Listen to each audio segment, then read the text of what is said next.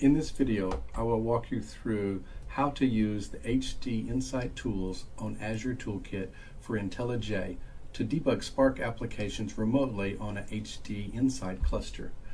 For best debugging experience, please ensure you have the latest version of IntelliJ downloaded.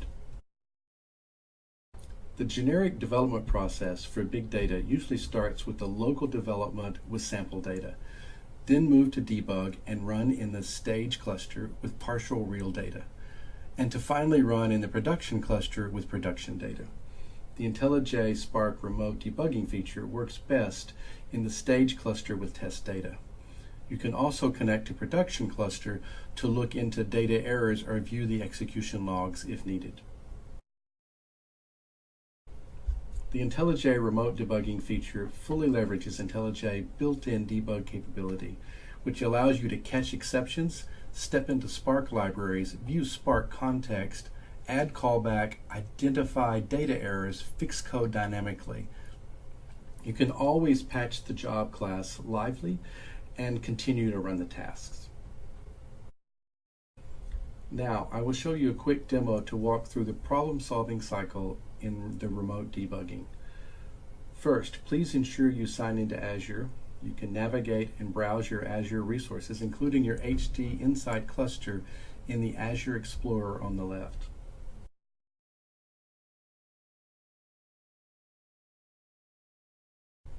Let me open my demo Scala project. The code is quite straightforward and simple. This is my data input with sample data for my development. I can also connect to the stage cluster for further test.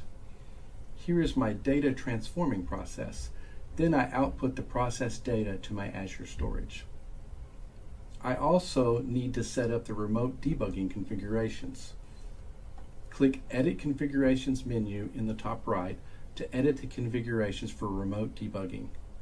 Click plus in the Run Debug Configurations window. Choose Submit Spark Job Operation. Enter name, choose Spark Cluster.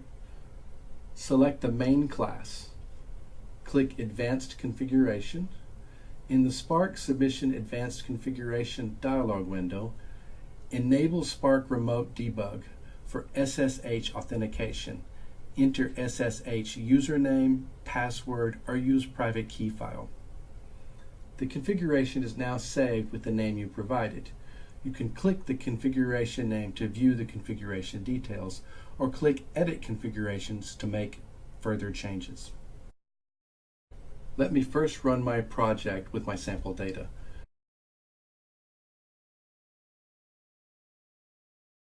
The project compiles and executes successfully without any errors. Now I assume that I am done with my code. I am ready to submit my project to the stage cluster and test with larger real data. Change the data input to refer to the data from the test cluster.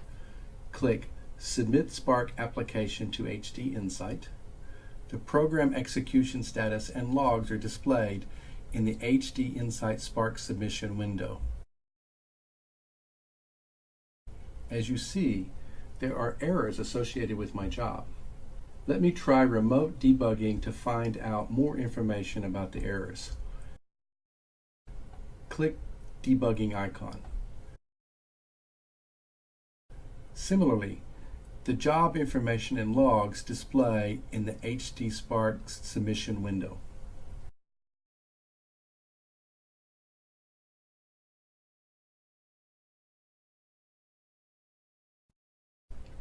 Click Debug window. The corresponding driver and executor tabs are showing up. In the Driver Console tab, scrolling down to look for error or exception message from the Spark execution logs. You can see there is some warning message around the value of date input string. Click the highlighted code line in call stack to jump to the error code line. Set up a breakpoint in the error code line. Click Debugging icon again. Now the code stops at the error code line. The debug window displays the debugging status.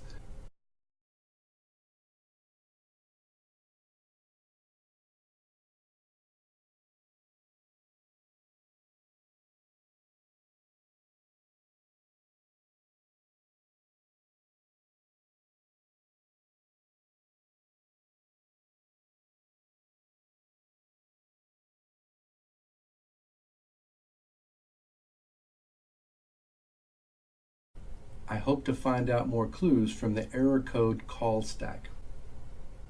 Click Run Task. It opens task.scala file, which is from the Spark library. Find Run Task Call. Here's an exception catch for the task call mark task failed. Choose Go to Implementations to open task contacts impl.scala file.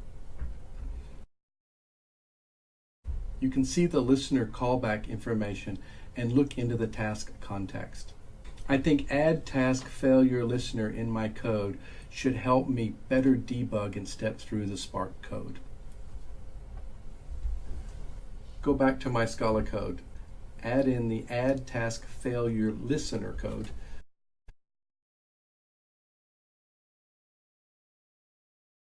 Set up a breakpoint. Click Run to resume program. Now I see Justin has a birthday with a date format which my code does not support. Let me modify my code and apply a live fix. Find the date format code, add additional logic to support ISO 9601 date format. Let me recompile datatypeissue.scala. Click Yes to proceed. The corresponding classes are getting reloaded. Click Run to resume program. As you can see, continue with task rerun completed successfully.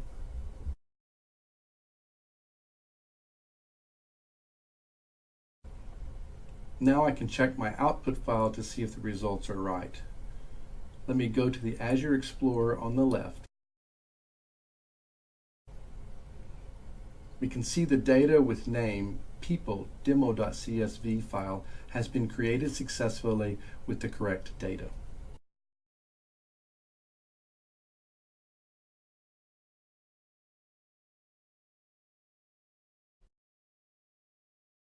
Thank you for watching. Please start to use our remote debugging to easily debug applications remotely on an HDInsight Spark cluster. In addition to the debugging capabilities that I demoed, you can also try out other debugging features such as using conditional breakpoints to step into the execution code and find out data errors, using postmortem log analysis for production debugging, dynamically update the variable value during the debug, and more. You can find the overview of Apache Spark on Azure HDInsight, HDInsight tool for IntelliJ documentation, and remote debugging instructions from the links on the screen.